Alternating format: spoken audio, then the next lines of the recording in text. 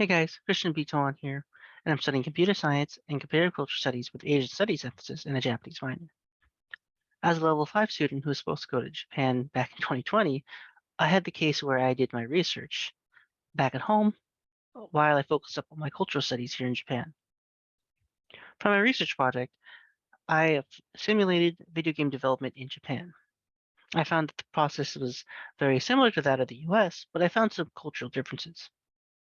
For example, here, anime is a predominant horror media and it's sort of seeped into the video game industry, creating a lot of anime-esque styles here. This also ties in with its multimedia connection, where you can find that a game released in Japan can have a corresponding anime, novel, toys, or even a manga. And it works both ways. A popular toy, manga, and novel can get their own game, and so can anime. So it's very much interconnected, and I can find it interesting that you can digest the same story through different forms of media.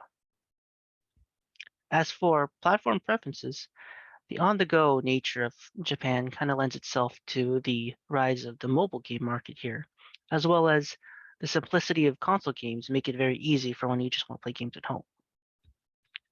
PC games still exist here, but not as widespread of a breadth as the other two platforms.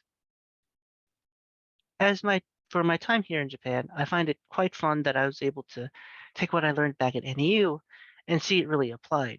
Things like architecture and art and history, I was able to see in person and I was able to enjoy that. I was also really excited to see that the research that did on video game development, I could see it applied in arcade machines, in just normal video games, but I can also see the process visualized whenever they hold art showcase events here. And I find that really fun and interesting. Overall, I want to take both the things I've studied back at home and here, I want to become an international man in terms of computer science.